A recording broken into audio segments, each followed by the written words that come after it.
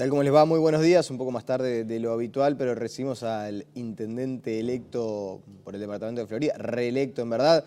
Hay una explicación, la niebla, ¿no? Enciso, ¿cómo le va? Buenos días, gracias por venir. Buen día y un gusto nuevamente estar por aquí, independientemente de un minutito de atraso. ¿Está brava la carretera o no? Estamos contentos y sí, y además cada vez el tema de la presión de tránsito es mayor, así que los cálculos de desplazamiento tienen que ser mayores. Pero hay que hacer una recomendación a los conductores, ¿se ve poquito? Sí, hace un rato había niebla, supongo que va a entrar a levantar porque vi que está también despejado, o sea que ya suponemos que climáticamente hoy va a ser un día sin nubosidad. Bien, ya empezamos a repasar algunos temas vinculados más a su departamento, pero en cuanto, por ejemplo, el anuncio que realizó el gobierno en el día de ayer, acuerdo con Venezuela para exportar productos, ¿es una buena noticia? ¿Va en línea con las soluciones que ustedes le reclamaron al Poder Ejecutivo en la reunión del Congreso de Intendentes? Digamos, equipara una cuestión de inequidad que había en cuanto al pago de productos lácteos uruguayos a la industria desde Venezuela. Con Aprole todos sabíamos que tenía un gran atraso en un cobro importantísimo y esa cadena láctea que en la exportación es la industria la cabeza de puente, permea hacia lo que es el productor.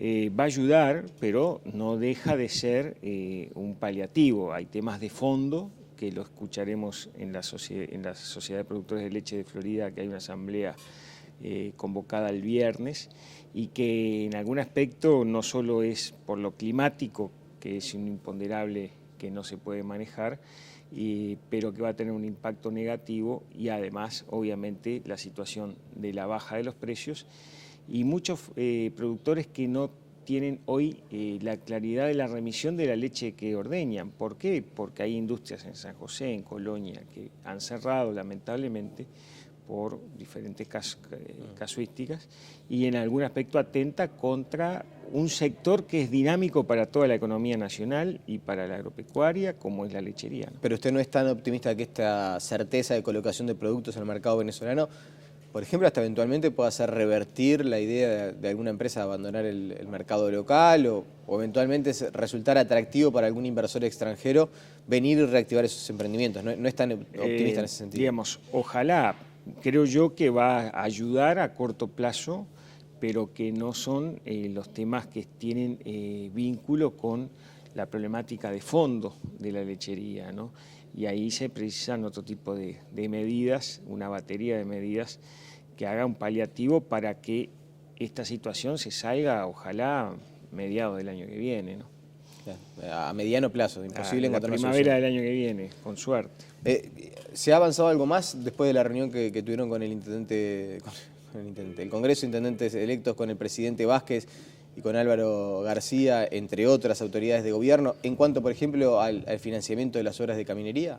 No, han habido reuniones bilaterales interesantes, de intercambio de experiencias por departamento, y después algunos grupos técnicos que han sido convocados en base a el Congreso de Intendentes. De todas maneras, hay una expectativa ya de arranque inicial después de este jueves o este viernes, que asumimos todos los intendentes electos o reelectos, y en algún aspecto allí va a haber un nuevo Congreso ya entrado en la temática específica, lo que implica que esperemos avanzar en ese sentido en estos meses. Es una situación compleja, la caminería, los problemas de la economía en general, donde hay una retracción, da la impresión de la inversión pública a nivel general y que eso también va a tener un impacto en los departamentos y en las recaudaciones también de las intendencias, pero en algún aspecto veremos cómo nosotros podemos, con medidas anticíclicas, si vale el término, fideicomiso, inversión de obra pública, poder revertir la situación general media complicada en principio, y bueno, y después ir fortaleciendo programas puntuales con el gobierno, como puede ser el tema caminería, y ver el ministro Rossi que tiene planeado para el quinquenio, que todavía no hemos tenido un contacto formal, ¿no? O sea que más allá de que el Ante la Arena no está ni cerca en Florida, la señal que se da por parte del Poder Ejecutivo con la suspensión de esta obra también le preocupa. Evidentemente, independientemente de no entrar ahora a opinión personal en cuanto al tema, creo que hay una señal general de retracción de lo que es la inversión pública, y en un momento donde la producción, lo privado, lo internacional en demanda, los precios, los commodities están a la baja, puede abonar aún más una dificultad que vemos en el empleo y en el desarrollo económico del país. Evidentemente veremos cómo impacta en cada departamento, porque cada realidad es diferente también, pero nos pone un poco en una situación de alerta en función de que en áreas clave para el desarrollo de nuestras gestiones no se vea la tijera en el presupuesto, ¿no? O sea, en los fondos de los ministerios respectivos para lo que es la logística, las partidas que son previsibles por la Constitución de transferencia nacional y algunos otros componentes, que no haya un achique en demasía, porque va a atentar contra las gestiones de todos. ¿Y por qué no quiere opinar delante de la arena? No, digo porque me parece que desde el punto de vista del argumento... Bueno, de pero es nuestra senador gestión, de la República no, hasta dentro de unos por minutos, supuesto. ¿no? A ver, nosotros fuimos críticos al principio, en su momento, de ese tipo de inversión hace unos años. Entonces ahora tampoco vamos por una interna que tenga el gobierno a aprovechar esa circunstancia para ponernos del otro lado. Creo que es una obra que tal vez, digamos, estaba desacamposada de lo que era la inversión pública en general, habían otras prioridades, no estaba compasada, mejor dicho, a lo que era el nivel de prioridades para nosotros. Ahora, después de que te embarcas en algo, que hay compromisos, que hay expectativas, que hay una masa laboral allí vinculada a esta inversión, bueno, se ve que va a haber una complejidad y va a haber un impacto negativo en una medida que independientemente de cómo se procesó la información, va a tener coletazos, eso está claro, ¿no? En el diálogo bilateral con Álvaro García, con el director de la Oficina de Planeamiento y Presupuesto, ¿conversó acerca de este tema que en un principio los había enfrentado un poco ustedes? En el sentido de, él decía que quería establecer cámaras para vigilar el desarrollo de las obras y que se cumpla con lo pautado con el gobierno central. Y usted decía, bueno, si quieren controlarnos, que se remanguen y que vengan a recorrer el territorio. Sin tocar el tema puntual, porque a veces la anécdota puede generar fricciones, y lo que nos interesaba era generar un buen clima entre ambos niveles de gobierno. Lo que sí le dijimos al director de OPP es, bueno, a veces un poco la excesivo tecnicismo de los verificadores, los certificadores de OPP, o mejor dicho, de los programas que están inmersos en la OPP frente al Fondo de Desarrollo del Interior o las obras del BID, que a veces no están acompasados, no están adecuados a las realidades de gestión y de impulso que tienen las obras, ¿no? A veces hay exigencias que no tienen... ¿Pero qué tipo de exigencias, por ejemplo? Y bueno, yo recuerdo que teníamos una parada, una autorización de un importante proyecto de varios millones de dólares, porque los técnicos cuestionaban que un vestuario de las damas tuviera trifásicos todos individuales para el secador de pelo. Cosas que no... O sea que por los trifásicos del vestuario de damas estaba trancada... Tuvimos ahí una pulseada diciendo esto no es tan prioritario porque no estaba en el proyecto original, autorícennos y después vemos cómo lo enmendamos. Pero si no estaba definido formalmente en la reformulación del proyecto, como que no se autorizaba una envergadura importante de una intervención en un barrio, en varios barrios, de una plaza con piscina, con canchitas de fútbol, con toda una cuestión que había que ver el bosque y no el árbol precisamente. Y bueno, son a veces las pulseadas que no se entienden a las intendencias desde un escritorio de Montevideo, que a veces hay que ir allí, ver la totalidad, ver las prioridades y decir, bueno, está bien, esto irrisorio o accesorio o muy superficial frente a un proyecto global. Seamos permeables, tengamos cintura para no exigir este tipo de componente que tranque lo otro. Es un poco la tensión a veces entre los técnicos municipales y algunos, no todos, de aquí de Montevideo. ¿Y ustedes estiman que en esta nueva administración, con un cambio que es evidente con relación a cómo ustedes mantenían y llevaban adelante la relación con el expresidente Mujica, puede profundizarse esto?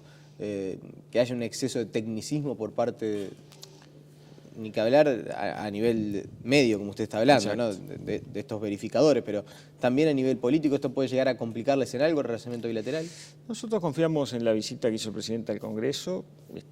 Quedó claro que no va a haber tal vez ese diálogo tan fluido desde el punto de vista Anchorena, presidente, con los intendentes en la informalidad. Uno bromeaba y decía, bueno, no vamos a tener tallarines, pero en algún aspecto si ejecutamos obras y si generamos avanzar en algunas áreas, no interesa tanto esa parte casi social que teníamos cada tanto con el presidente anterior. Pero en algún aspecto creo yo que el nivel político de gestión, ya sea la Comisión de Descentralización, los ministros, la propia presidencia, cuando surjan estos temas, tengamos el canal para avisar. Miren que aquí se está dificultando porque las exigencias son tal vez desmedidas o demasiado tecnocráticas, ¿no? Esperemos que eso pueda revertirse. Políticamente, usted lo mencionaba al pasar en alguna de sus respuestas,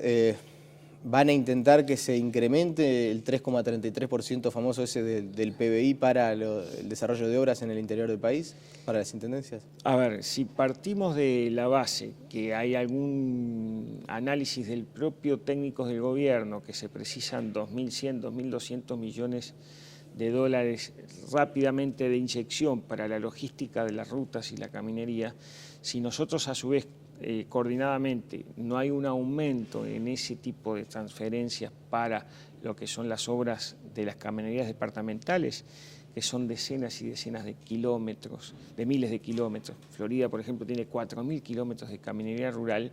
Es imposible ponernos a la altura de las circunstancias, de la presión, de la exigencia de la gente, de los productores, de las comunidades, porque... Pero si hay un refuerzo presupuestal, debería ser entonces para caminería. Yo creo que hay que encapsularlo para que se despeje aquello de que, che, mirá, los intendentes quieren más recursos para más gente o para cargos de confianza o para sueldos o para obras superfluas. No, queremos y lo podemos redireccionar para cometidos claros donde el contribuyente rápidamente en un año vea que ese recurso se bien utilizó en mejoras de servicio. ¿Y tienen cuantificado más o menos lo que costaría poner la caminería rural en un nivel óptimo? Y bueno, depende de cada departamento, porque no todos partimos de la misma base. Nosotros, por ejemplo, hicimos un muy buen esfuerzo y mejoramos muchas áreas, pero son cientos de millones de dólares en todo el país. Tampoco ¿Y no sería bueno, está por ejemplo, exigiendo eso, pero refuerzos sensatos que nos ayuden a los ya recursos departamentales que estamos poniéndole. Ayer conversábamos acá con Daniel Galleni, con diputado del Movimiento Participación Popular. Bueno, y él hablaba en realidad de crear un nuevo impuesto, ¿no? El que rompe paga, para eventualmente destinar esos fondos a la caminería rural. Y yo le preguntaba en un momento de la entrevista, pero para eso no estaba el impuesto del patrimonio. Y sí, en la ley se había establecido que en un principio iba a ir una parte para caminería rural, otra para la UTEC, pero ahora eso ya va a rentas generales. Sería buena cosa que por lo menos les devolvieran lo que se veía en un principio acordado en cuanto a recaudación del impuesto al patrimonio. Y sí, porque además es un debate abierto.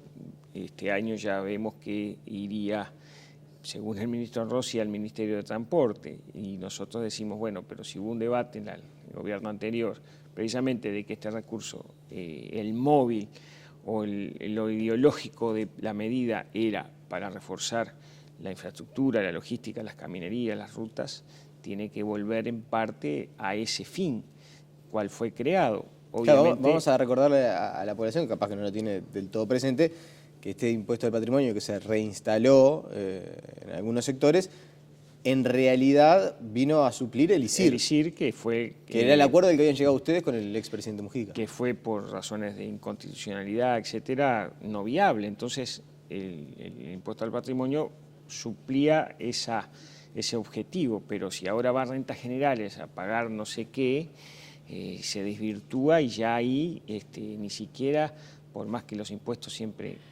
no caen bien, ni siquiera está aquello de que, bueno, lo pago, pero lo veo en obras. No sé si la pregunta es por qué ustedes aceptan, pero ¿por qué se da esta situación de un impuesto que iba a ir exclusivamente destinado a reparar la caminería rural? Se había hablado de un fideicomiso con 400 millones de dólares, incluso de la participación de las AFAPs.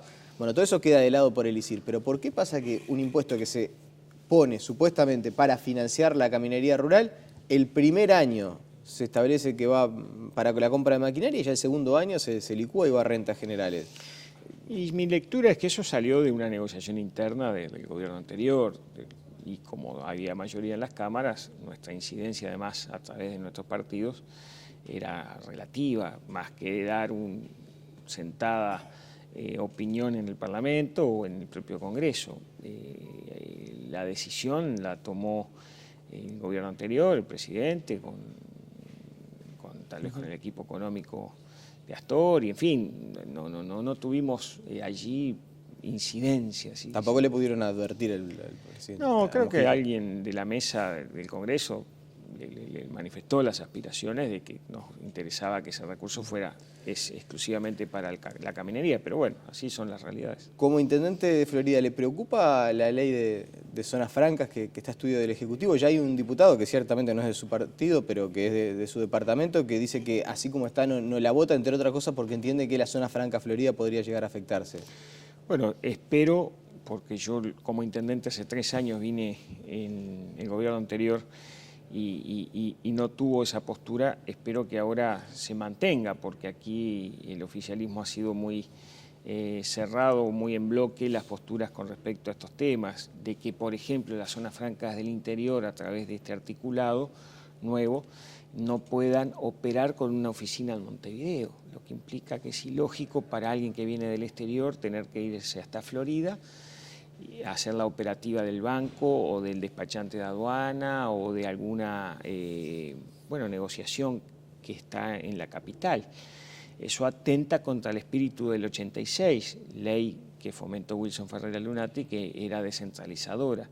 Entonces, la lógica es seguir privilegiando las zonas francas de servicios en el área metropolitana, Montevideo, y hay zonas francas de logística como la de Florida y la de Libertad que se verían atacadas directamente de esto salir. Yo estimo que en principio haya un tratamiento parlamentario diferente al del periodo anterior y no salga esta cuestión, porque en el caso de Florida, ya que tenemos dificultades, frigorífico cerrado y la curtiembre también con dificultades, abonaría algo mayor de lo que dice la estadística del empleo, que solamente en 3,7 hay desocupación. Eso le iba a decir, se va del Senado y le respondieron del INE. No, me respondieron, pero me dijeron que como era yo no había tenido la precaución de tener claro que ahora no depende de economía, sino de presidencia.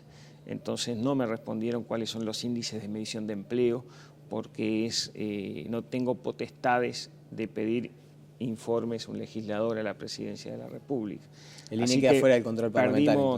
Perdimos la linda posibilidad, independientemente de esa formalidad, que es así, de saber cuáles son las mediciones exactas para que las tasas de empleo o desempleo den como dan, ¿no? Pero usted sigue creyendo que en Florida hay más desempleo del que dice la estadística del INE. Por supuesto, es cuestión de andar un rato por la calle. ¿Y entonces? Y bueno, ¿no se están mintiendo? No, yo creo que intelectualmente no hay una deshonestidad del INE. Me parece que en las categorías nuevas de hace algunos años, que es lo que yo pregunté, insertan, por ejemplo, lo que en el interior conocíamos cuando tenían una changa a alguien, ¿no? Que era ahora un subempleo o 1 hora o 2 horas los últimos 15 días, y eso ya estás en la categoría de empleo, entonces seguro, ahí te baja el índice, pero eso no es entonces claramente para usted el desempleo del país no es el 8%. No, y en Florida el 3,7% en la capital, aún menos que el guarismo nacional. No tiene relación, porque seguro si vos ponés las ONG que hay en la Intendencia, las cooperativas que tienen organismos públicos, Uruguay Trabaja, Uruguay Emplea, todos los programas que a veces son por horas, que la gente hace un trabajito puntual, que no es el ideal, pero entendámonos que es positivo igual, pero si lo pongo ya en la categoría de empleo como cualquier trabajador de 8 horas diarias, seguro el índice baja, o mejor dicho, baja el índice de desempleo, pero no es el empleo que todos buscamos. Claro. Ya le consulto la última. ¿Va a transmitir su ceremonia de Asunción por varios medios, es verdad? Sí, a nivel local, fundamentalmente. Pero detrás de las redes sociales, una iniciativa. Redes sociales, los cables, radios. Creo que es un hecho importante para la ciudad, para el departamento, un cambio de gobierno. Siempre hay un mensaje de optimismo que queremos dar, de Florida que puede salir adelante. Y bueno, nos parece que si hicimos muchas invitaciones, hay gente que puede llegar, hay gente que desde la vieja espica en campaña hasta un joven con la red social en una localidad alejada del acto de la capital de Florida puede estar conectado de lo que va a pasar ese día, que además va a haber espectáculos musicales y que va a estar... Es una especie de fiesta popular. Algo así. ¿Va a estar el pájaro o no? Capaz que lo ayornamos, lo reciclamos y lo ponemos por allí por algún estrado. Le agradecemos. El pájaro, el de verdad, el no, amarillo. Usted va a estar, yo estoy hablando de la campaña. Le agradecemos su presencia esta mañana aquí en Telebuen Día. Gracias. Ya seguimos con más información.